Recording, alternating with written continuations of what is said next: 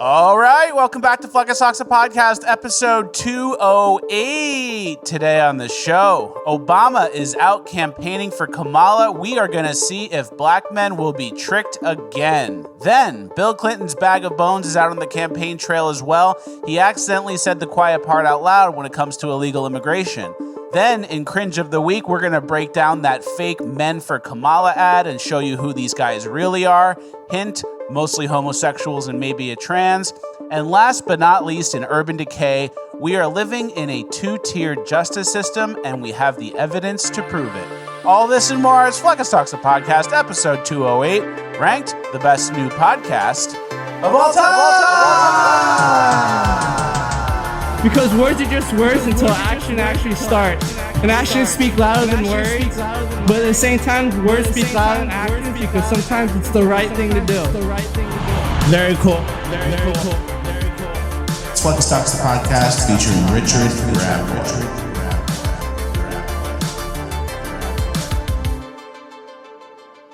All right, 1 for 1 on the intro, as always. Guys, I'm very excited to tell you about a new show-watching sponsor that is one of the coolest businesses we've ever shouted out, Charter Oak Digital. Do you have family photos, VHS tapes, film, or audio recordings sitting in a box somewhere collecting dust, maybe in your attic?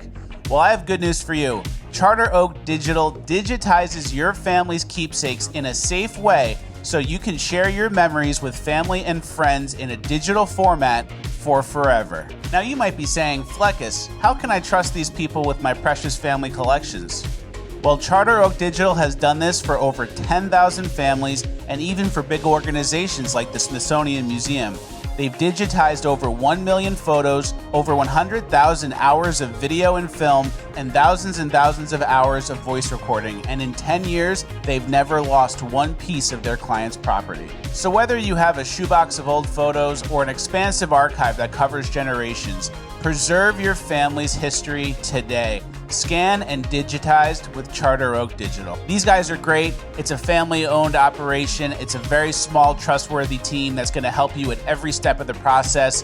They have a 100% success rate. CharterOakDigital.com is the website. Use code RETRO so show watchers can get 20% off. Go there now and make your family keepsakes last a lifetime. CharterOakDigital.com is the website. Retro is the code. Let's get into housekeeping. All right. Thank you to Charter Oak Digital for sponsoring. Thank you, Charter Oak Digital. It's very important to digitize your family's heirlooms. Given that we just got evacuated for a hurricane that could have taken everything. That's a good point. You could lose it in many different ways, not just because you lost it, but you could actually lose it in floods and hurricanes. If you digitize it, everyone gets a copy. It lives forever. Easy. All right, let's get into the show. We have a great show for you today. It is Tuesday. Yeah, as you can see, we're still in our mobile office here. Yeah, flying through space, as you can see.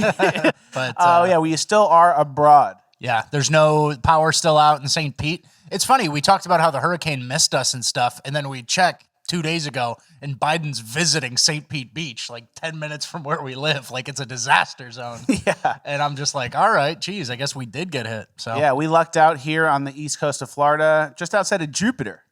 It's been a good trip. All right, let's get the show off with some good news. Okay. We have good news to start the show. Can you read that? Just in, Jim Cramer predicts Kamala Harris will win the presidential election. We needed that. Inverse Kramer always wins. We're big inverse Kramer guys here on the show. Pretty much guaranteeing a Trump victory with that. Imagine this is the one time he's right, though. Probably not. All right. All right. Maybe, hopefully next he'll tell us that shit coins are going to zero. Ooh. That would be good for me. For you. All right, let's get into our stuff. We have a lot of good politics today. Actually, a lighter housekeeping, lighter cringe, heavy urban, good uplifting. This is just going to be the nature of the show, though. Like a week's worth of politics stuff happens in 3 days now. Everyone's getting into their last throes of desperation. Early voting's open. You know what I mean? Mm-hmm. Like we're there. We're in it. Make sure you're voting and taking your uncle who might not otherwise vote and making sure he casts a vote for Trump. So exactly. All right. Bill Clinton's bag of bones has been making the rounds. They bring Bill Clinton around like it's good. Yeah. I don't fully get that. But yeah, here he is at McDonald's talking to the people who work there.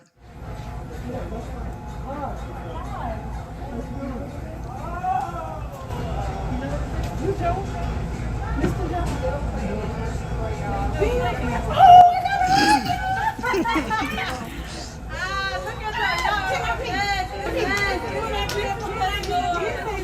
So she says, "Are you Joe?" Yeah. And then multiple people, like the first lady didn't know, called in the manager, the supervisor, and then they also didn't know and just said, "Are you Joe?" And despite being really old, Bill Clinton does have a very recognizable face. So these people, they're not impressed by who the person is. They're impressed by somebody got clout up in here. Like, and that's all it is. That's a good point. And they dusted off his bag of bones for this, put on the camo hat, go walk around McDonald's. Like, what's the tangible impact there? Zero. They just need to say they're doing something. So when Kamala wins and gets 85 million votes, they go, "Oh, we had Bill Clinton Bill Clinton going went to Georgia. Yeah. Duh. Everyone loves Bill Clinton. They didn't even know who he was. And the Democrat surrogates are getting older and older, right? Joe Biden, who barely campaigns, Bill Clinton, Hillary, Obama is kind of like aging up, but they're bringing out this. It's just a band who goes out and plays the hits, and they're not getting any younger. It's Bruce Springsteen. Bruce Springsteen literally is campaigning for him. So. Bruce Springsteen's getting younger. Yeah. He's got the Megan Rapinoe look now. Oh, yeah. And then Bill Clinton went and gave a speech, and he had kind of like a Joe Biden moment. Yeah. Where you just say the truth because it makes sense and you're going off the cuff, but that actually contradicts like a Democrat stance really badly. Here he is talking about illegal immigration. You had a case in Georgia not very long ago, didn't you? They made an ad about a young woman who'd been killed by an immigrant. Yeah, well, if they'd all been properly vetted, that probably wouldn't have happened. But if they're all properly vetted, and that doesn't happen, and America is not having enough babies to keep our populations up, so we need immigrants that have been vetted to do work, there wouldn't be a problem. Kind of the Joe Biden answer. Exactly, dude. That's the danger when you trot out the old dusty bag of bones, you blow it off. Like you're raiding a sarcophagus in ancient Egypt, and you say, "Get out there." He's gonna read the lines horribly wrong, right, and kind of like give away the game. And then at the end, what did he say? It doesn't make any sense or whatever. And that's kind of when Joe Biden goes, "Oh, I'm not going to get into it." Never mind. Yeah, never mind. Don't get me started. But he had like a really normal common sense opinion there that like, "Oh, this woman was killed because we didn't properly vet the illegals." And then he goes in to say, "Oh, actually, we need the illegals because the birth rate's down." Well, why is the birth rate down? Because the money's not worth anything. There's all these violent illegals here. It makes everyone feel unsafe. The men are addicted to pornography. No one can afford health care. There's a lot of things that play into it that the Democrats obviously had a lot to do with. Yeah. And then, when you bring out an 85-plus-year-old guy who's been off his game for a while, what does he do? He immediately brings up someone who was murdered by an illegal immigrant. He says they didn't vet him enough, The campaign staffers who are young Gen Z millennials who only know how to do snarky replies on Twitter, they're just going to cringe and go like, is this worth it? Do we put this out? Mm-hmm. And the answer is no, and he's not moving the needle. Big time. And then he is bringing up illegal immigration. So we have a graph here for the illegal alien gotaways. Yeah. I'm surprised they used that term. That's a word, gotaway? It's like a pretty official graph to have gotaway on it. Mm-hmm. But yeah. Didn't get him. Border Patrol. It's like I'm too slow. What's the word for that? Got away. Yeah, exactly. And then, here is the graph. You can see Trump's term very low. And then even Obama did not bad with that. And then it gets out of hand completely because they're in on it and on purpose letting everyone go. Yeah. And then in the tweet itself, it said no one voted for this. They didn't campaign on doing this, and yet they did it. That's the main point, right? This was some sneaky backdoor lawfare, technically they're legal to dump the Haitians who clicked an app. Nobody voted for this, and then they wouldn't dare campaign on it.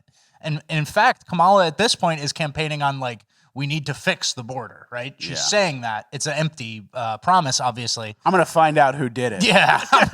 She's on the wanted poster, right? Yeah. So it's crazy that there's such country-changing drastic level of stuff that they can take without anybody explicitly agreeing to it, right? Exactly. And then we do have some good news.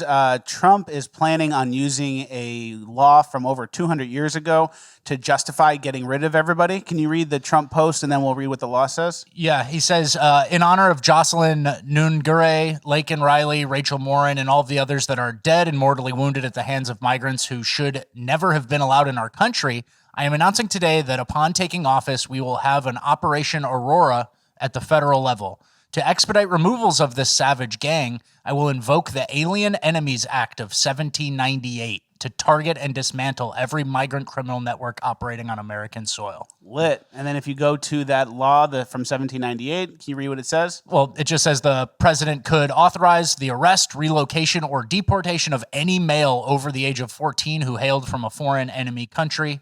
That's the gist of it. Pretty good. So if they don't enforce laws that we have on the books today, then we can enforce laws that we had on the books from 240 years ago. Yeah, speak of blowing off the dust off an old book and being like, all right, 1798, yeah, you're all gone, right? And for that reason, you're out. Yeah.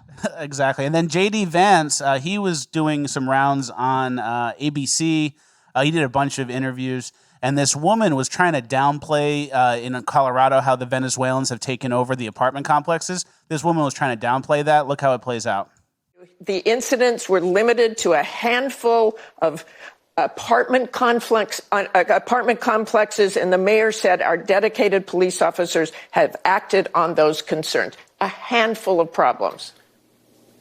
Only, Martha, do you hear yourself? Only a handful of apartment complexes in America were taken over by Venezuelan gangs, and Donald Trump is the problem and not Kamala Harris's open border? Americans are so fed up with what's going on, and they have every right to be. And I really find this exchange, Martha, sort of interesting because you seem to be more focused with nitpicking everything that Donald Trump has said rather than acknowledging that apartment complexes in the United States of America are being taken over by violent gangs. I worry. Nailed it. Yeah. He's good. He's getting better at these one-on-ones against the bad guys. Well, he's good, and then when the truth is on your side and like reality is on your side, it's much harder for some corporate, Martha here to kind of twist it and say how dumb you are when there's only a handful of apartment complexes. It's like there should be zero. It shouldn't even be close. There shouldn't even be one gang member like pressing a single apartment tenant anywhere. And yet there's multiple in Colorado alone. And there shouldn't even be Martha on TV. Get her out, right? We're going to have to draw the line somewhere. Where's the problem? Yeah. And then obviously people like Martha are pretending that this is normal or it's no big deal. And it kind of reminds me of when I did Man on the Street in LA. And it was right after Trump called MS-13 animals. Yeah. And then the guy goes, well, it's a big gang. Not all of them are animals. Just to like go against Trump. And you're literally siding with MS-13, the people covered in tattoos that kill you for no reason. Well, that's what happens when you're just countering someone. You're in their orbit and you moved and they're moving this way. And it's like, dude, I moved all the way over here. I'm saying only a few apartment complexes. It's a big gang on a MS-13 side, So that's what happens. These people are untethered and they like lose their base, what they think is right. Yeah, big time. And then obviously with this election coming up, a few weeks out, the media is going to try to talk about non-important things and pretend they're important while ignoring real important things. Mike Johnson was on, I think, MSNBC or Meet the Press, whoever does that, and listen to what they're focusing on instead of what Mike Johnson's talking about. That's what people are going to vote on. Just to be very clear, he hasn't released all of his medical records. He released 2 letters. Should he release the results of the cognitive test? He's on display every minute. So it's unnecessary. You can see that he didn't release his medical records. You don't want to know things like his cholesterol level, whether he's dealing with any issue that we may not know about, if he's going to be commander-in-chief. And he also said he would release cognitive tests. Listen to your question. Should he release that? The American people... Kristen, the American people don't care about the cholesterol level of Donald Trump. They care about the cost of living and the fact they cannot pay for groceries because Kamala Harris... Yeah, and she kind of had that, that bullshit thing where if someone's bullshitting, they have that little give, the little tell right in the side of their mouth. She had that, like, oh, he's not doing cognitive tests. And she kind of has that mouth. And meanwhile, those are the people that ignored Joe Biden's cognitive decline, which existed since like 2016 and just has been going like this. No one brought it up. No one called for a test. And now, well, what's Trump's cholesterol level? There's 50 million illegals here. Yeah. That's what it is. Yeah, it's 50 million. The number, my cholesterol, 50 million, and they're all illegal. Dude, and that's the thing, too. It's like Trump, they're at this point where it's little like flies buzzing around his head. Like, what are you going to do this? There's only a couple apartment complexes. And he's ahead in most of the swing states. He's polling really well. Oh, Kamala all of a sudden wants to debate. What's your cholesterol? What's your cholesterol? It's like, don't do anything. We got less than a month left. Early voting's already started. Just keep hammering your message. He's obviously out there all the time, podcasts, rallies, interviews.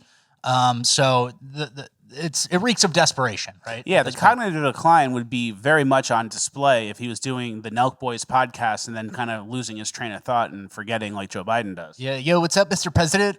You dozed off there for a sec. The Nelk Boys, like, it's all good, guys, believe me. What's his cholesterol? What's Kamala's IQ? Ooh. Let's do an IQ test. Which takes us to our little Kamala section here. She had a nonsense sentence. Because what we see is so hard to see that we lose faith or a vision of those things we cannot see but must know. All right, play that one more time and let's really try to understand it. Maybe we can pause it through. Well, I'll signal you. Because what we see. Pause. So what we see, that's easy. What we see. Duh. It's so hard to see. What we see is hard to see. Okay. I could maybe understand that if it's something difficult to see, maybe obscured by an object or under a blanket or something. That we lose faith or a vision of those things we cannot see but must know. Okay, that's off the rails. It's impossible. We have to not see something that you can see but not know. And so complete nonsense. Can't understand what that means. Reminds me of Joe Biden. But what is Trump's cholesterol, guys? The sentence didn't make sense. Nothing matters. But what is Trump's cholesterol? Yeah, big time. And then Kamala made a point that Trump's staff is hiding away all the time. Let that clip play. And here's the thing. It makes you wonder. Why does his staff want him to hide away? One must question. Are they afraid that people will see that he is too weak and unstable to lead America? You just say whatever you want. We probably had 2 interviews the day of that speech, and Kamala, for a while, was the one hiding. Remember? She had no media interviews. She did one with Tim Walz there. And then did the sex podcast. And then finally she got bullied for doing such little media that she did the sex podcast, Howard Stern, which is also the old sex podcast. She was 3 weeks late on that, and so she's probably going to go to North Carolina to help with the hurricane victims in like a week and a half from now. Yeah, exactly. And then she says that Trump's staff is hiding away. I don't know if you guys remember. This article came out a little while ago. Maybe it was even the last... it was SVP. SVP, yeah. So as VP, in like a span of 3.5 years, over 90% of her staff quit. She had turnover. It was all new people. Crazy turnover. Yeah, people really, really do not want to work for Kamala Harris was the headline. So crazy. Maybe she's going to go visit Hawaii. I heard there was a fire there. All right, next we're moving on. She was plagiarizing as well. This is a new thing that came out. Her book was plagiarized. Can you read the details? Yeah, Kamala Harris plagiarized. This is from Christopher Rufo, who does a good job of exposing plagiarism and obviously did the Claudine Gay, the president of Harvard, who was forced to step down after that. Kamala Harris has plagiarized at least a dozen sections of her criminal justice book, Smart on Crime, according to a new investigation. The current vice president even lifted material from Wikipedia. And even I didn't do that in college. You did. Come on. Not from Wikipedia. That was too obvious. I used to not buy the books and then get the books in PDF form and then hit Control F and then search for a word that was about whatever I was writing. And then I would just cite that page whenever I wrote something. Okay. So then if they got me to get in trouble, I'd go, whoa, this, the Louisiana Purchase was on page 281. Okay. So you're giving her a pass then. If you did it, she can do it. Well, I'm saying I didn't use Wikipedia. Okay. That's where she was wrong. All right, and we're not going to go through the paragraphs, but if you want to read it, it's on Christopher Rufo's page, but it's pretty convincing. A lot of them are very, very similar. You can kind of roughly see in the highlighted sections here. It's like word for word, bar for bar. And the whole thing, right, is Kamala Harris, the thing is called Smart on Crime is her book. And as we know, she was the prosecutor for San Francisco. She was a prosecutor, the attorney general for the state of California. California is one of the dumbest on crime. San Francisco, Oakland, those areas have gone straight down. So she plagiarized, and then she didn't even get it right. Yeah, Smart on Crime, which you plagiarized, and then you got it all wrong. So stupid. Yeah, very stupid. That's why they call you Stu. no one obviously even reads those books. A lot of these times it's a racket where they give you a book deal and they just give you the money, and then they have their friends or like programs buy tons and tons of the book so you can say you're on the chart. Your campaign buys 5,000 copies to hand out at campaign events, and then you're on the New York Times bestsellers list. That's what the Scientologists do too. Oh yeah, it's a real Ponzi scheme. Oh, you're a musician? Cool. You're a Scientologist. We're going to buy 100,000 of your album, and now you're a platinum recording album, and now we have a platinum recording album artist who's a Scientologist. Yep. It kind of goes full circle. It's the same racket that the Democrats do. Smart. All right, Obama. Okay. He spent the last few days over the weekend rallying and getting people excited to vote for Kamala. And then he gave a speech, which I'm sure you guys have seen. We're not going to show the source clip, but we have a picture here. He gave a speech to young black men, I believe in Pittsburgh. Yeah, it was like a Pittsburgh campaign field office where he was giving them like a pep talk. Like, here's what we got to do, right? And he was trying to get them to vote for the Indian lady. Can you read the meme? Yeah, we'll just discuss the meme because the video doesn't matter. But it says, Kenyan, raised by white mother in Hawaii, urges Chicago's black men to vote for Indian woman raised in Canada. And it's Pittsburgh, so they got the meme kind of wrong, but you can trust everything else, believe me. The rest rings true. Yeah. And obviously the message isn't resonating. We found this clip of a guy who works at a gas station asking all the people, I believe this was Chicago, what they think of Kamala. About to vote? Yeah. Who you voting for? Trump. Come on, bro. Harris does backwards, bro. What? Harris. Man, we not voting for that, man. We voting for Trump, man. And who you voting for, Trump or Kamala? Man, Trump. We ain't that Indian ass, man. Who, Kamala? Yeah, we ain't. Why you don't fuck with her? Cause she fuck with them immigrants. I'm black. So why you ride with Trump so much? Them Venezuelans taking all our bread. Hey, Trump or Kamala? Shit, Trump, to be honest. Why Trump though? He used to keep immigrants out, so we was able for us to get jobs. It's hard for us to get jobs now, shit, because immigrants taking over. And they do it better than us though, but they taking our man. Alright, so this election around, you voting for Trump? Hell yeah, fuck Camilla, fuck. I ain't even gonna lie. I'm not for her. Her ass Venezuelans, for them. That's over with. So they're allowed to say it. They call her Camilla. Yeah, that's a good one. Camilla, Joe Biden, Bill Clinton. But they're allowed to say it. Trump keeps the immigrants out. Yeah. That's why I like him too. That's why a lot of the country's going to be voting for him. And, part of it, it's like the Venezuelans taking our shit. And they're taking your free shit too. They seem to be motivated by not liking to share the government handouts to a certain extent. Yeah, they taking their free shit. And it's one thing to kind of, Democrats can obfuscate the inflation's actually trending down again. And it's like, we're fine. And job numbers are great and miscellaneous data. It's hard to hide 1 million Venezuelans in Chicago, right? Yeah. It's hard to hide 1 million bodies and, that Home Depot parking lot is fucking packed. Yeah. It's hard to hide a grocery receipt. Yeah. Where you go, wait, I bought this same stuff last year or 5 years ago and it was half the price. Oh, no. Prices are down. Yeah. You can manipulate the FBI crime statistics, and Pete Buttigieg can post crime is down, but you can't hide the Venezuelans or the grocery bill. Exactly. All right, let's get into our next clip. Tim Walz. Let's put our attention on Tim Walz. He was trying to appear normal over the weekend by going hunting with his buddies, like he always does. Is that what they're calling it now? Hunting with the buddies, dog park. And he's going to the dog park a lot. Hunting with his buddies, and he owns a shotgun that he doesn't know how to load. Here's the clip. Yeah. That's my theory. And it never fits quite right. Never fits quite right. Just not quite right. How do you give it back? Governor, what kind of gun is it? This is a Beretta A400. I bought it when I was shooting a lot of trap because it has a kind of their patented thing, a kickoff. So when you get old, it doesn't hurt your shoulder as much. Yeah, so he has a gun, he doesn't know how to load it, and then he likes it because it doesn't hurt his shoulder that much.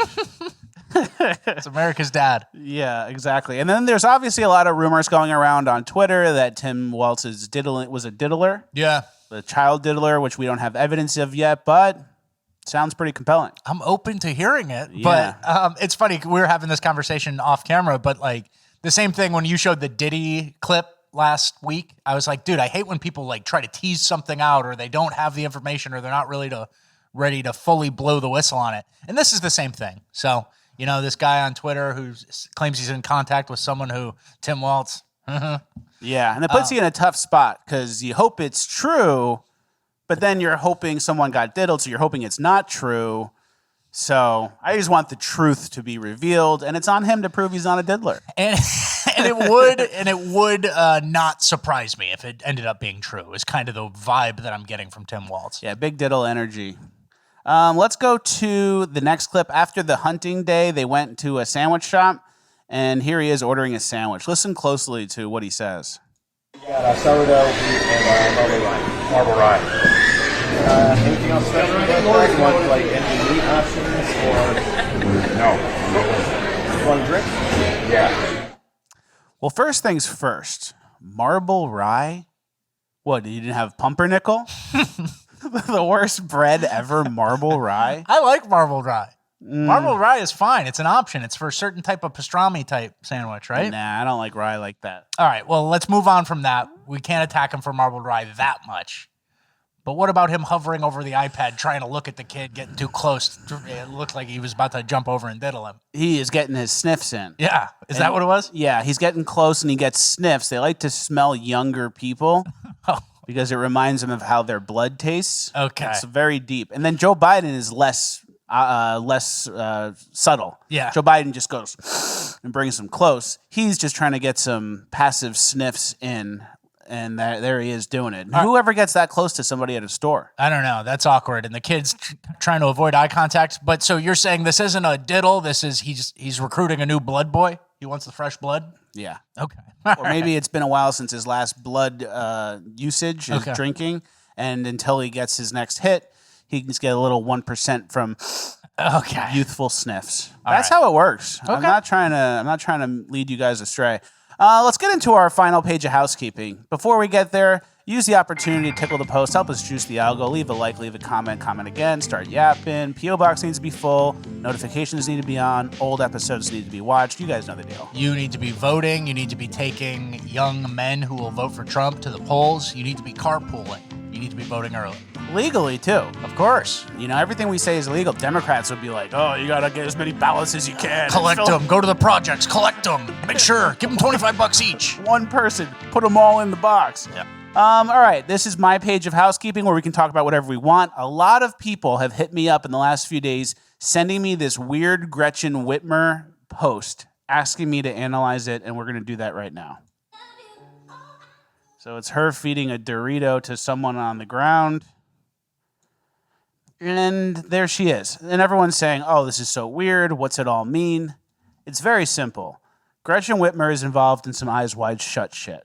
Okay. They do something like this, some sort of ritual, and she's basically signaling to everyone else who was at that ritual, hey guys, we're still in control. We're still doing the plan. Remember the ritual? And she does it with Doritos, and it looks like playful, or I don't know, they released it publicly. But you see the way she's looking at the camera? She's telling everyone who was at the Eyes Wide Shut party that the game's still on. Stay quiet. Yeah, stay quiet. The plan's still the plan. You remember when we were doing this, but with human blood instead of Doritos. Okay. That's what it is. It's nothing crazy. All right. All right, let's get to our next thing. Halloween's coming up. Okay. A lot of people are wondering what they should be. This, gabagool. Gabagoo. Meat ghost. Gabagool. Meat ghost. It's pretty good. Can I admit something? Yeah. I don't even like gabagool. What is it? Is it like a salami? It's this. You know what that meat is. Yeah. It's that. You know. I don't like it. I'm a salami guy. I'm a prosciutto guy. It's a charcuterie meat. It's a little too tough. It's hard to chew. They're always eating it on sandwiches. The Sopranos. It's the most fun to say. Gabagool. Capicola. Gabagool. I think you're supposed to have another meat as your base, and then you put like 1 or 2 slices of gabagoo on top. Okay. That makes sense. I agree with you. I don't even like it, so that's my admission. Neither do I. And then if anyone becomes us for Halloween, we'll send you a free shirt. Okay. So we got a little deal in the works. If you guys want, be us for Halloween, and we'll give you a shirt. Okay. Next, there's a new Chinese robot, AI police robot. Can you let the clip play? 水陆两栖，查达一体。浙江大学研究团队打造成功国产球形机器人 RTG 球形机器人。该机器人能以最快35公里每小时的速度攻击敌人，还可以多个球形机器人协同抓捕，具备强大的跟踪、格斗、抓捕能力，稳定性极强，不会发生倾覆，配重置于球体内部。 All right, we get it, right? What is this, AI slop? I think this is a dystopian Chinese police bot. Okay, so Chinese RoboCop is a rollerball Roomba type thing that will come up to you and net you down? Yeah, and it's obviously very dystopian, but if this works in China with facial recognition, it's going to work everywhere else. So true. If you can look at someone in mainland China and know exactly who they are, as opposed to every other person who looks the exact same. There's a billion of them, yeah. You got a pretty good product. So that's the place to beta test it, and that's why I think it's real, because if they're going to beta test AI cop robots, China's the place to do it. Once it works there, it works everywhere. Everyone knows that. Okay, that's fair. All right, next, we are moving on. I have a genre of content I've been consuming. Maybe I told people in bonus land, I don't remember. Okay. It's an amateur snake handler who handles venomous snakes by hand, but he doesn't even have a lot of followers. So here's a clip playing in the background. It's him like touching a king cobra, or maybe a baby cobra, a baby king cobra. And he's like touching it and grabbing it. And it gets 50 likes. So what's the point? That he's risking his life and getting 50 likes? And it's like a secret gem content that only a few people know about. And it's extremely high stakes. High stakes. And then every month, he's either in the hospital, his buddy's in the hospital, one of their friends is raising money because they got bit, someone else dies. There's like a lot going on. And I send it to you like once a month. I'm like, yo, so-and-so's in the hospital. He got bit by some sort of diamondback. So there's the snake handlers network, and they take care of each other. Yeah. They have their own, everybody goes through it. Everybody gets bit once in a while. But you'd think the snake community would be huge. 50 likes. I'm one of them. I'm very much involved. So I thought that was cool. Okay. All right, next, I have a little bit of a pie trick. Okay. If you have a friend who has some pie, say pumpkin pie, okay, and there's only a little bit left, this is what I do with Richard Rapway. You say, yo, Richard, I ate that last slice of pie. And he'll go, what? Fuck you. You suck. And then you go, and then you know now he's accepted the results when you haven't eaten the pie yet. And then you get up and kind of slink away to the kitchen and you have the pie. Yeah. So you kind of backdoor it where it's like, oh, if you did that, I'd kill you. Then you're like, all right, I didn't actually eat it. But if he goes, whatever, fuck you, then you kind of just head to the kitchen and he's already accepted the conclusion and the reality of it being gone. And then it's like Schrodinger's cat. Now the pie is eaten, and there is a reality where the pie is eaten, and you that gets to eat it. Yeah, that's true. No, it's a good technique, but it only works a couple times. Obviously, now when he says I ate the rest of the pumpkin pie, I go, no, you didn't. Don't fucking touch it. So, but exactly, you get one free go on whoever has pie in your life. All right, last piece of housekeeping. We've been in an Airbnb for the last week. Yeah. And there's a couple random doors that are locked and we don't know what they go to. But then Jerry has been like sniffing under the door crack and then like barking at the door, sitting and facing the door, like very much acting like there's someone on the other side of the door and we're being parasited like that Korean movie. Yeah. So it's kind of scary. So we might be watched and they might be coming out at night and eating the rest of the pumpkin pie. I don't know. I don't know what the parasite's up to. Yeah, but there's something going on where Jerry's barking like there's someone on the other side of that door. Yeah. And it's very sketchy. They probably hear us yelling the N-word. Yeah, we know you're in there. Parasite, we know you're in there. Come out now. Come on out. And then the Airbnb people, when I requested to extend the stay, they go, oh, no problem. Let us know if you need anything. We're right around the corner. Ooh. In the basement. Right around the corner of the wall in the basement. Gotcha. All right, well, that's the end of housekeeping. I hope you guys enjoyed it. We are moving on to Cringe of the Week. All right, Cringe of the Week. First people of Cringe of the Week are you guys who tell me to get a haircut too much. You do need a haircut, though, and you look disgusting. And I have to edit the thumbnail. I give you a haircut every time on the thumbnail. I think that's the problem, because when you give me a haircut on the thumbnail, it probably rounds out my head like an afro. Yeah. And it doesn't really look like that. My prep for the show, which I used to do back when we lived in New Orleans, is I just go like this and push my hair straight out. Yeah, that was your worst looking era of the show. So I think you should listen to the audience. The audience knows best sometimes, right? Well, every time I try to get a haircut, a hurricane comes. That's true. So let's try to stop the hurricanes. I actually got a haircut. I got a haircut between now and last episode, so you could too. So no excuses, buddy. I also went to a gym, like going to a random Anytime Fitness, like somewhere you've never been before to get a workout. Real pathetic. Trying to not have that Hurricane 20 haunt me. It's tough. We've been here for like a week, you know, like it's bad. And we've had 2 hurricanes in a row. Trying to get back on track. So I'll forgive you, but you do need a haircut, obviously. Soon. And then you get to a new place, you want to explore new restaurants, Uber Eats, you're eating pig shit. Then you get Chinese, and what happens after you get Chinese? Pizza. You get pizza. See, I thought I made that up. No, that's a rule. That's a real rule. All right, let's get into Cringe. Our first clip, there was a ad, Men for Kamala Harris, and this is what it looked like. I'm a man. I'm a man. I'm a man, man. And I'm man enough. I'm man enough to enjoy a barrel-proof bourbon. Neat. Man enough to cook my steak rare. Man enough to deadlift 500, then braid the out of my daughter's hair. You think I'm afraid to rebuild a carburetor? I eat carburetors for breakfast. I ain't afraid of bears. That's what bear hugs are for. I'll tell you another thing I sure as shit am not afraid of. Women. I'm not afraid of women. I'm not afraid of women. They want to control their bodies? I say go for it. They want to use IVF to start a family?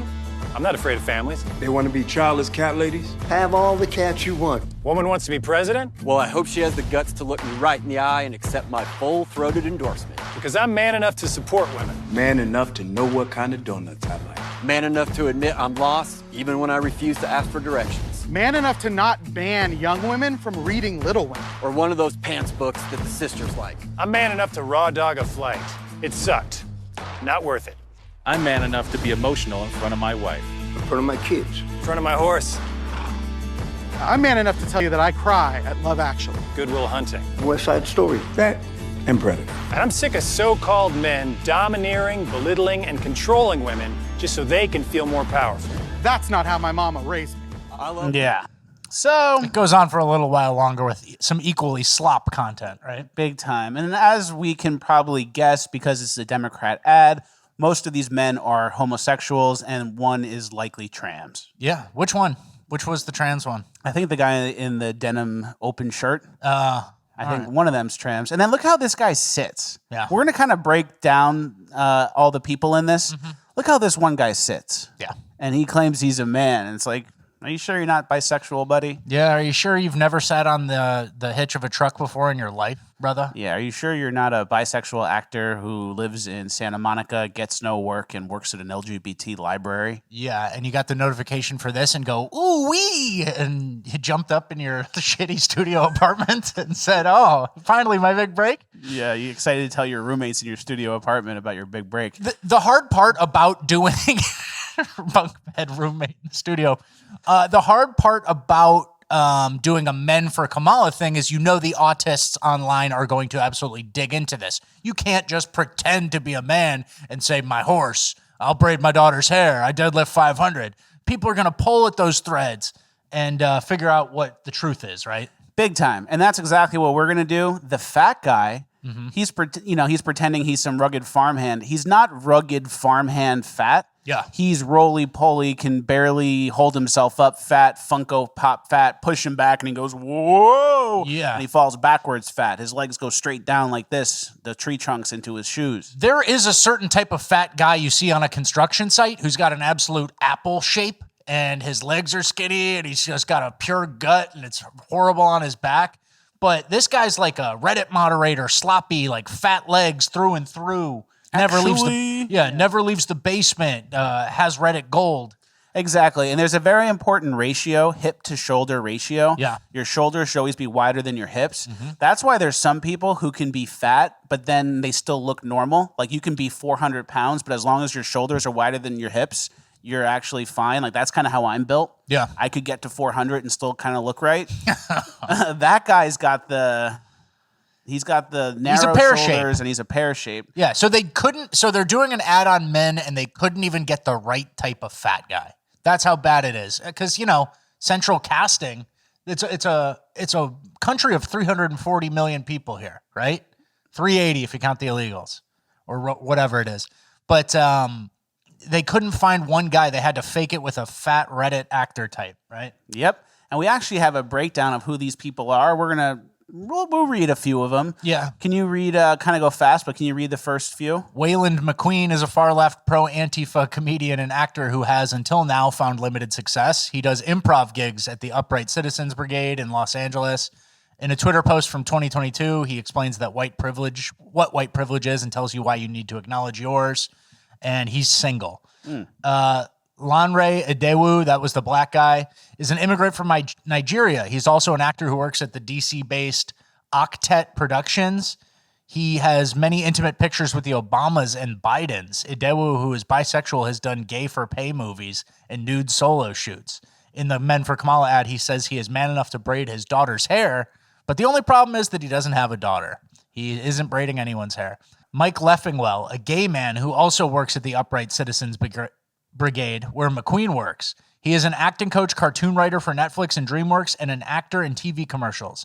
On his public Instagram page, he showcases his participation in his latest project, the Men for Kamala ad.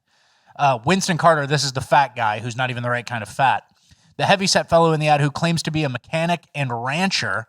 He was talking about how he could tear up a carburetor. He can eat a carburetor. Yeah, he's going to eat it. Disgusting pig. Might want to. Lives in L.A., signed with Taft Broadcasting Company, has found limited success in the acting world, mainly as an extra in films and as a character in the low-budget superhero film Spaghetti Man. Sounds about right. Yeah, what is he, comic book shop owner in Spaghetti Man, who's like, here's actually the lore of Spaghetti Man. That would make sense. That's the type of fat guy he is. Talking about a carburetor on a ranch doesn't really ring true, right? Yeah, so they're all fake, they're all gay, and then the guy worked at Taft Productions. Taft backwards is fat. Yep. A little simulation wink for us. There it is. Big time. Yeah, so that is it for this clip. You have any closing things on this? No, you're saying big time too much in the show. You've said big time several times. Big time? I don't remember saying that once. Big time? If you go back in this podcast, you go, oh yeah, big time. It's your new transition word today. So I don't know where that came from. I used to say exactly. I know, and I don't know where big time came from, and that's why I said it. And I don't know. Big time though. Last thing before we move on, I just remembered this. A lot of those guys are in Upright Citizens Brigade. Yeah. Which is like an improv thing. Yep. I believe it was started in Chicago. Second City type. Second City, yeah. I used to go, I had a class in like 2014 in LA when I went to that. Mm-hmm. And we did like a improv day. And then it was like, all right, we're taking a break and then we're going to come back. And then we're doing our shouting lesson. Mm. And there was a whole thing about like improv while shouting at the top of your lungs.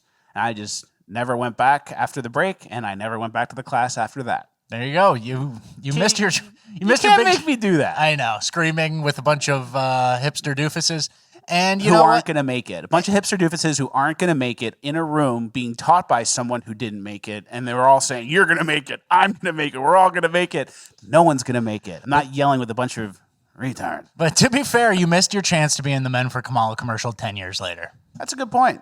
I could have got paid $0, but had my lunch reimbursed. A 90-day per diem. Yeah, I could have had a $10 lunch stipend, and maybe they could have paid for my Ubers there and back. Mm-hmm. Damn. All right, let's get to our next clip. It's a Nike ad that just came out about women's basketball. Today I have a presentation on dynasties. But I refuse to talk about the ancient history and drama. That's just the patriarchy. Instead, I'm going to talk about a dynasty that I actually look up to. An all-women dynasty. Women of color. Gay women. Women who fight for social justice. Women with a jump shot. A dynasty that makes your favorite men's basketball, football, and baseball teams look like amateurs.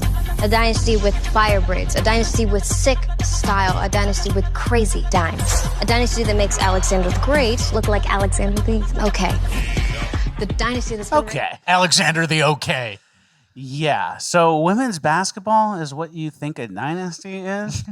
And then like what a hero to her is not someone who accomplished something against all odds or someone who innovated and changed the world for the better. It's women who aren't even that good at basketball who would lose to an average men's high school team. Yeah. That's what a dynasty is to her, but they all have the same color skin as her, so that checks the box. And some of them are women who kiss women. So that means she can talk about it in class. And imagine if somebody did this, like it was on dynasties. You either had, the Chinese or Japan or ancient Rome. Genghis Khan. And like some teacher would be like, oh, Sue Bird and Brittany Griner, the lady we traded Russia for. Okay, go ahead. Go ahead, Michaela, or whatever her name is. Yeah, and it's people who play a defined set game. Have you been paying attention to the WNBA at all? No. Believe it or not. Caitlin Clark, it's like the playoffs. I still haven't watched a game, obviously. Caitlin Clark lost in the playoffs, and then viewership plummeted 60%. It was over. Racism. Yeah, that's racism. Big time. And then I found this article. Big time. He caught me again. Well, that's just how I talk. Yeah. No. I was talking to Medic Sisyphus about this too, and he sent me this screenshot from an article, which I thought was really funny. Iran can't hit back over Soleimani's killing because America has only fictional heroes like SpongeBob SquarePants, a prominent cleric said. So it's like we don't even have real heroes. All of our heroes are made up. It's SpongeBob. What are you going to get, Condoleezza Rice while she's golfing? You know? Exactly. All right, let's go on to our last clip of Cringe of the Week. The deaf black woman got fired from Google and she's suing. Yeah, a black deaf Google worker who was touted as diversity success story sues tech giant for discrimination. So we could have told you that was probably going to happen. Sounds about right. You kind of hire someone with the explicit goal of touting them as a diversity hire and saying, look at how progressive we are. And then it's like the scorpion and the frog, where the frog takes you across the river and then the scorpion stings you at the end. Yeah.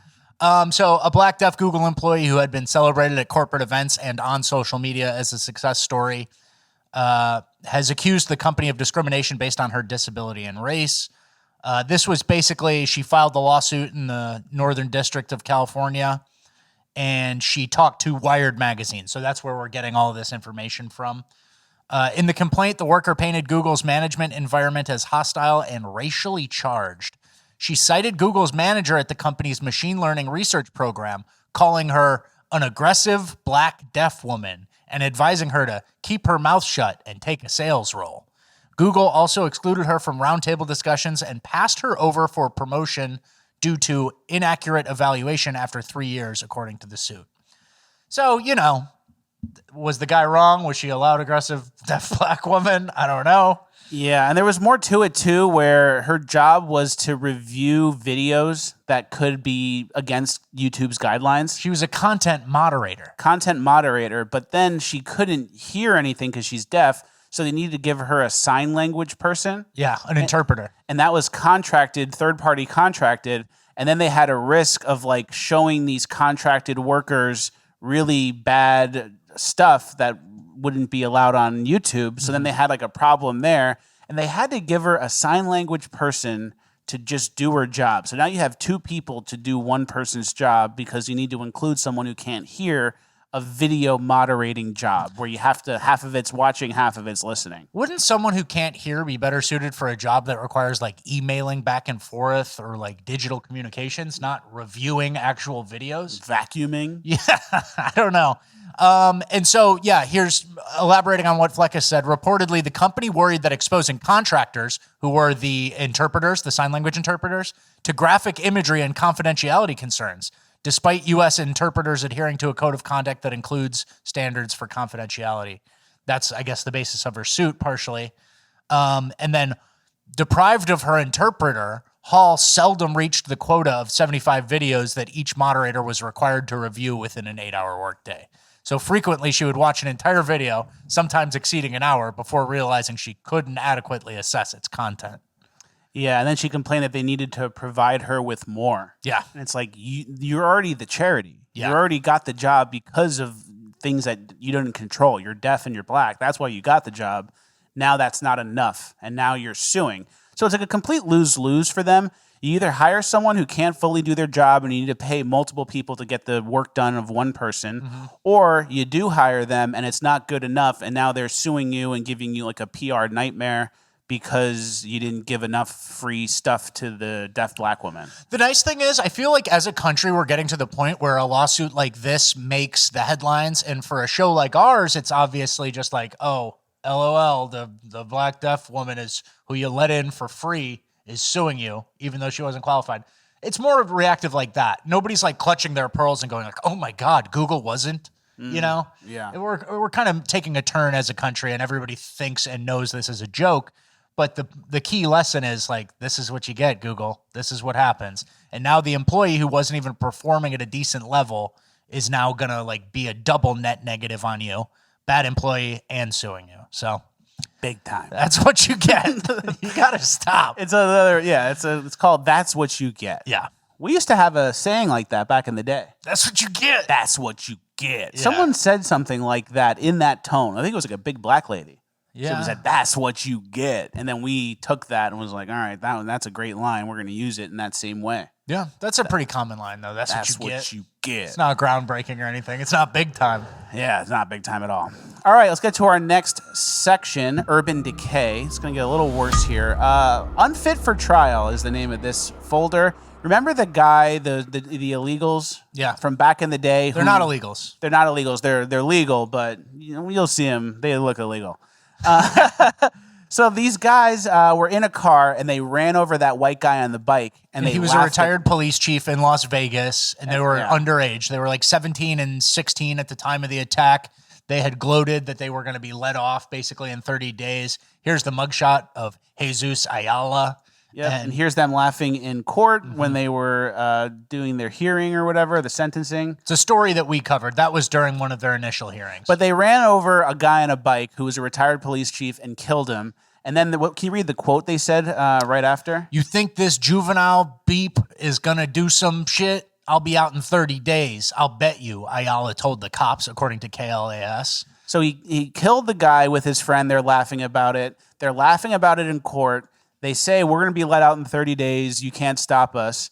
And now they're being deemed unfit for trial. Yeah. The Las Vegas teen accused of intentionally driving into a retired police chief as part of a violent, laughter-filled crime spree was deemed incompetent to stand trial for the deadly hit and run.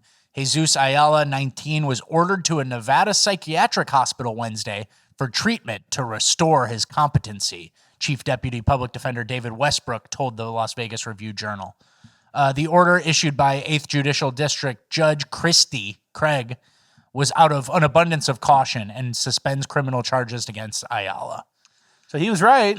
And then he was fit enough to drive a car. Yeah, he was fit enough to steal that car, and he was fit enough to commit a litany of other crimes leading up to that, right? Yeah, and then the people who found him unfit for trial, 2 found him competent, 1 found him not competent, and then they go with that person. Yeah, there were 3 total doctors who had interviewed him.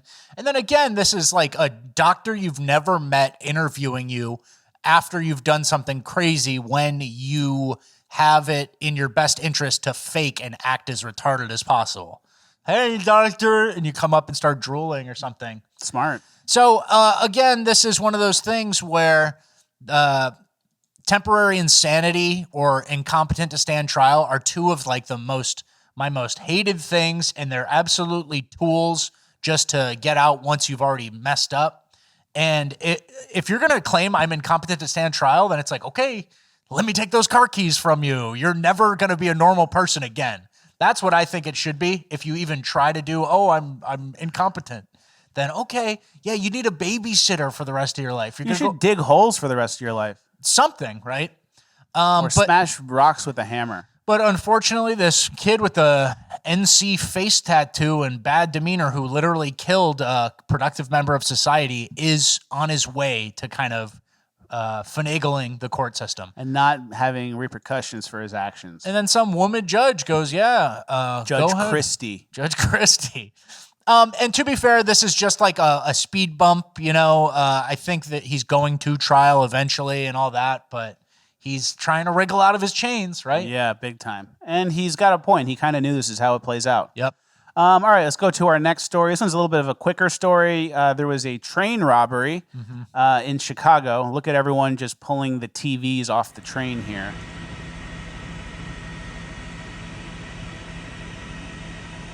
Most people steal because they need food to eat. Yeah. Here they are. Here's bread for their family. Yeah, here's all the bread. Yeah, bread. They're getting that bread.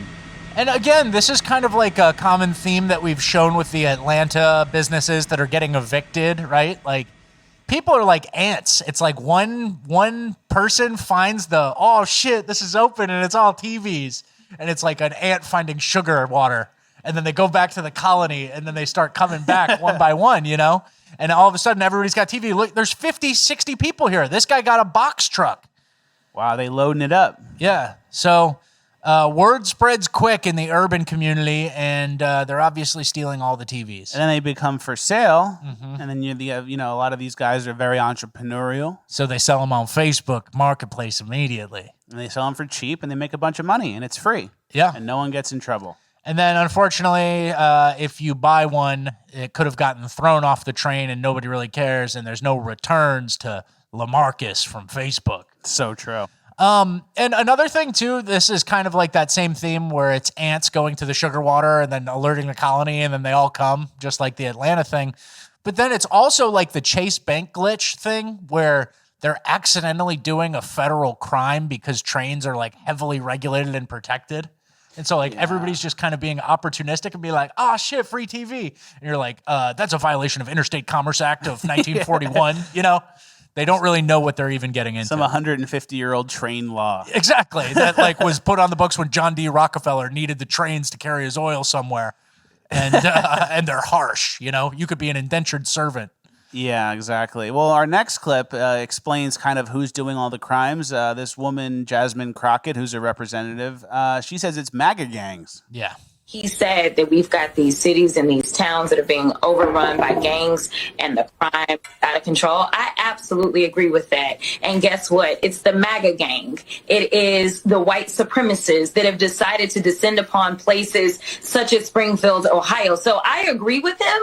I just disagree with who the problems are. The problems are him and his minions. The problems aren't the people that have come to make our economy stronger, the people that have actually... Yeah, so it's MAGA gangs. You can really just say anything.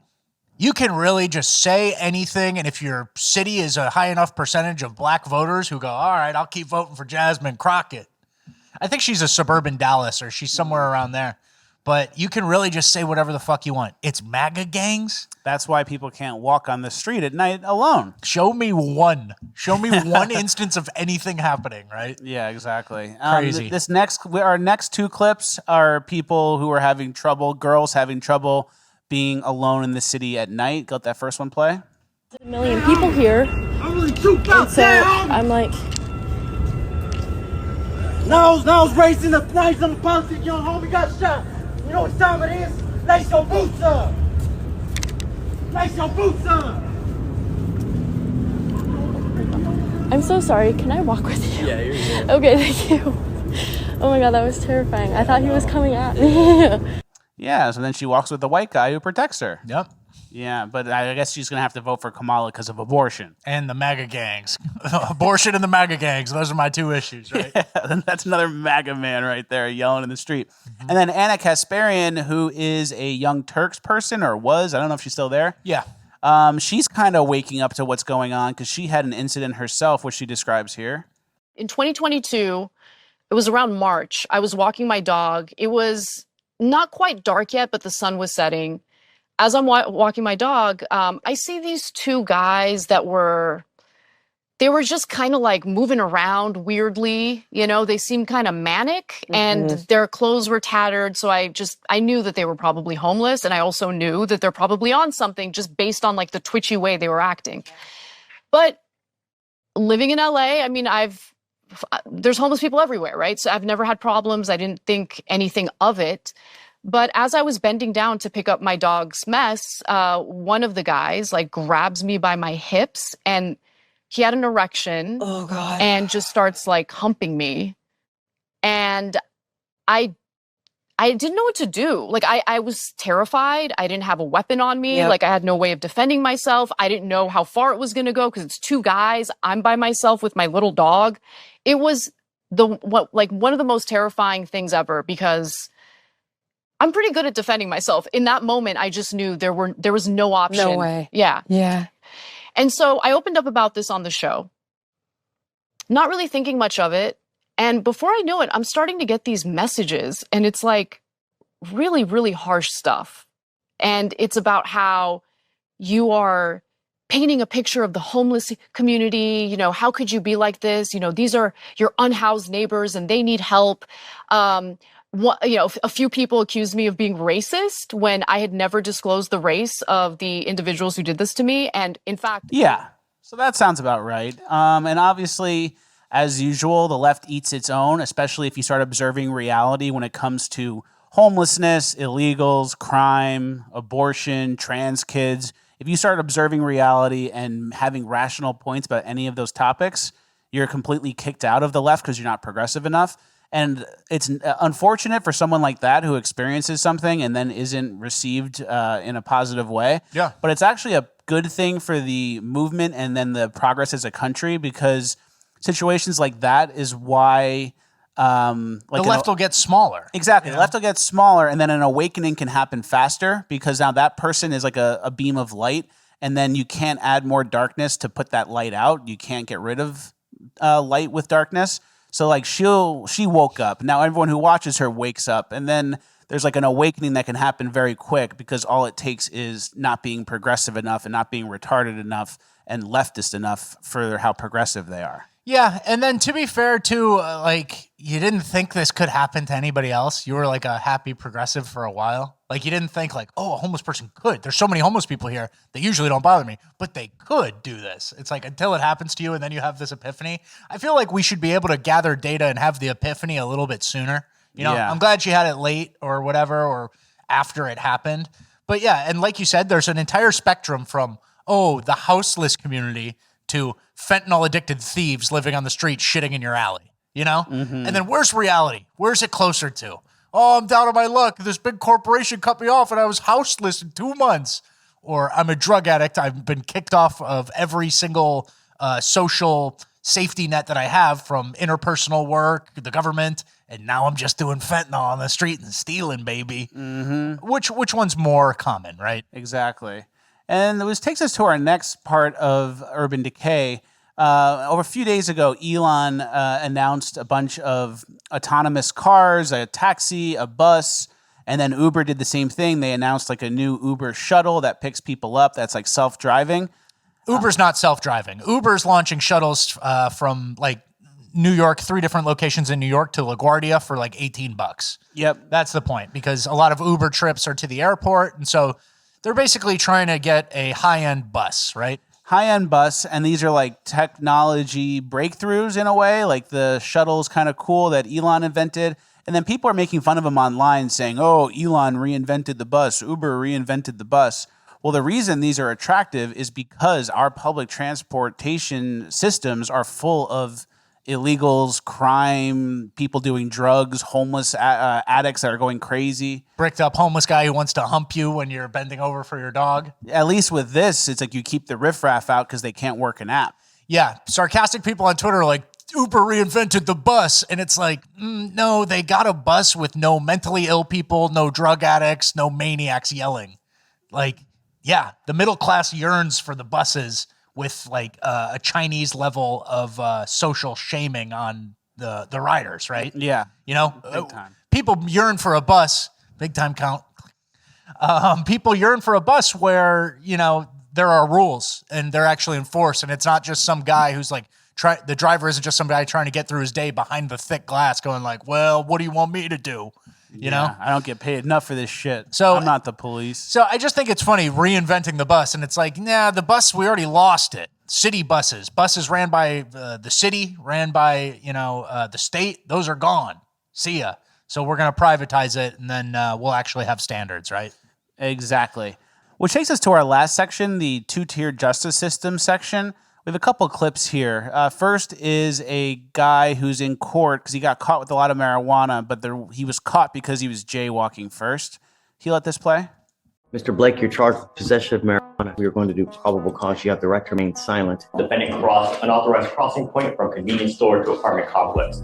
Wait. He did what? He crossed an unauthorized crossing point, so I guess he crossed the street. Is he jaywalking? Yeah. Yes, Your Honor.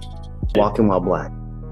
A PC search was conducted, and the officer observed a large sack of marijuana. I don't think so. Walking while black. I don't think so. I'm going to find no probable cause. Yes, Mr. Blake, be careful, man. You know, the world is against you. Don't let him be. Do something with your life. You know what I mean? The more you just, come on, man. All right, I'm going to have you just take a seat back, all right? Hang tight. Walking while black. The world is against you. That's Judge Rosenberg.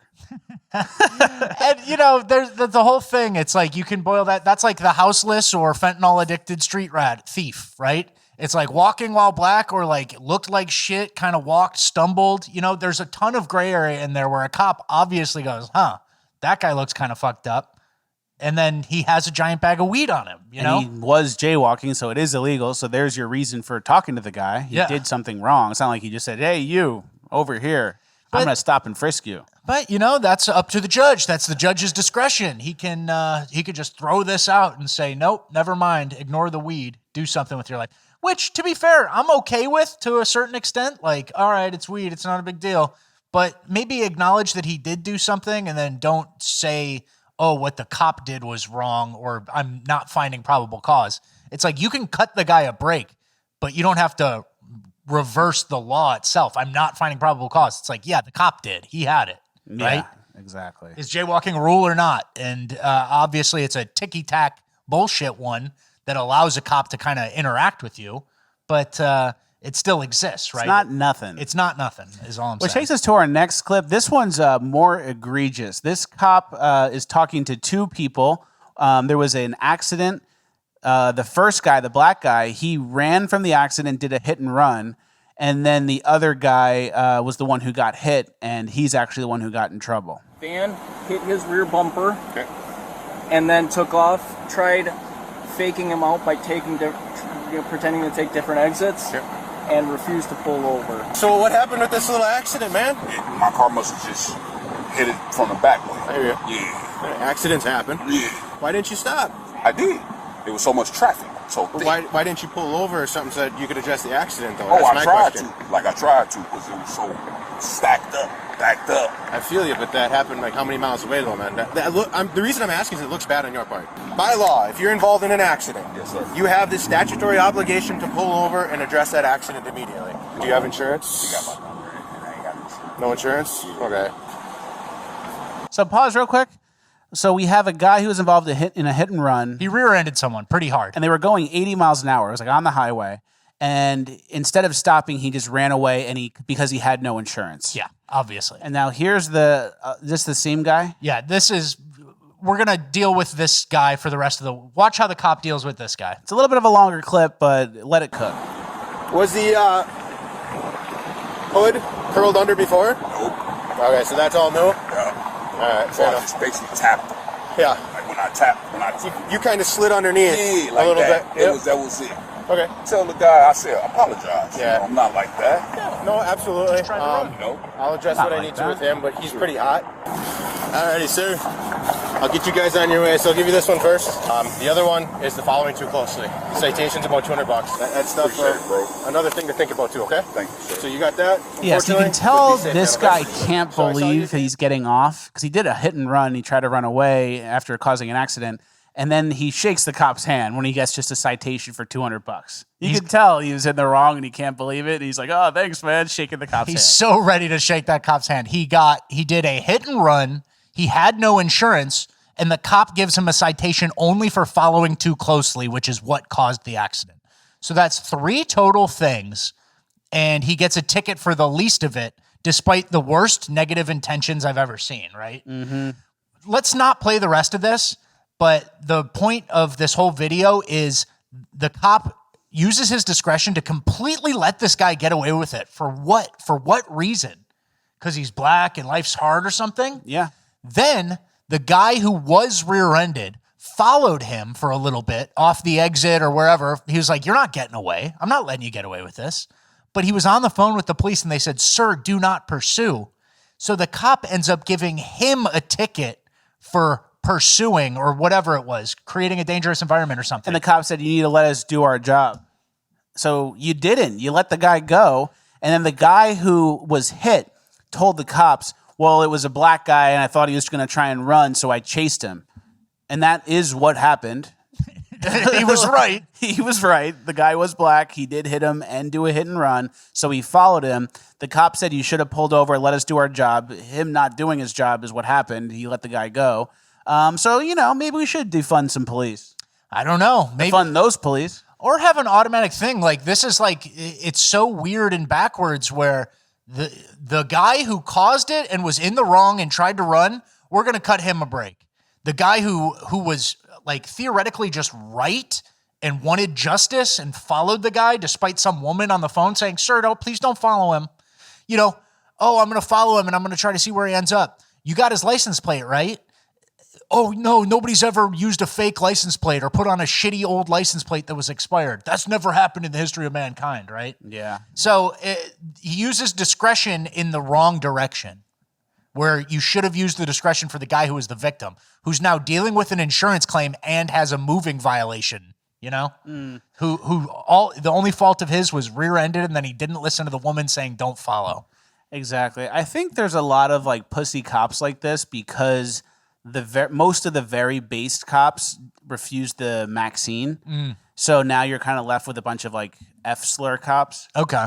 Not fully. I don't know if every district, every police precinct had that rule, but I think a lot of the good base cops left because they refused to get the Maxine. Okay. Fair Makes sense to assessment. me. All right, we're moving on to Uplifting Gold. Before we get there, Bonus Land's going to be very good today. They had a timeout on racism clip that went really viral where everyone's talking about how we need a timeout on hate. It's a new ad campaign. We're going to really break that down, and it's some of our best work. But don't get too down or too depressed. We're moving on to Uplifting Gold. Okay. First clip is a bear that was seen in Tennessee. Have we showed this clip before? This is in Gatlinburg. I know they've... I think we showed a bear go in a store once and take chips. This is the same place, Gatlinburg. That's right downtown. Yeah. That's pretty cool. Yeah. All right, our next clip is someone's uncle died, and then they gave the uncle's brother his ashes built into a fishing rod. The only one you didn't like on the page. Some of the colors right there. That's what she said. That's freaking sweet. Thank you. Look at the handle. See, it's sparkly. No, down by your... You need your glasses on. Oh, down here? Mm-hmm. That's Uncle Jerry.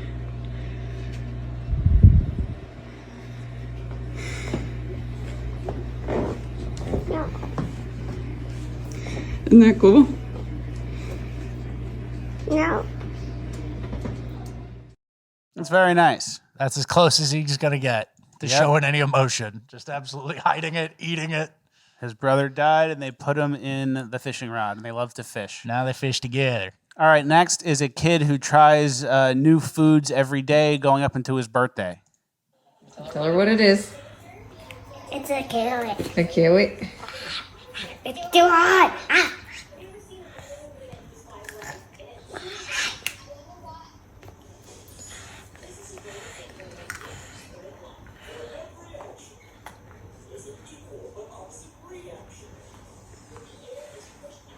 What do you think? Oh, good. Oh. Just puked it. Well, it's like a raw carrot. What do you eat it like that? Yeah. You didn't cook the carrot at all? Oh, man. All right. And our last piece of Uplifting Gold, first player in NHL history with the same first and last name, Ivan. Ivan? Ivan. I don't know. Ivan, maybe. Okay. It's kind of cool. I had a friend in LA who was an actor. And I'm not going to say his real name because he'll probably lose all of his jobs because we're friends. So we'll just say his name's Michael Thomas, right? And then he was one day looking for like how to spruce up his name. And then I told him to make it Michael Thomas. Just two up front. Michael Thomas. No one's Michael. I like that, actually. That was cool. I thought that was a good idea. That They would should've stand done out. That was the goal, to stand out. Yeah. Well, another Flex Talks in the books. Thank you guys for watching episode 208. Like, share, subscribe, all the good stuff. FlexTalks.com for Bonus Land. We have a great Bonus Land, maybe the best one we've ever done. Yeah, it's going to be a big time Bonus Land. This was a big time episode, and we're big time guys. Yeah, you're getting it. Yeah, exactly. I'm learning. Exactly. All right, thank you guys for watching. We'll see you on Friday. Well, I hope she has the guts to look me right in the eye and accept my full-throated endorsement.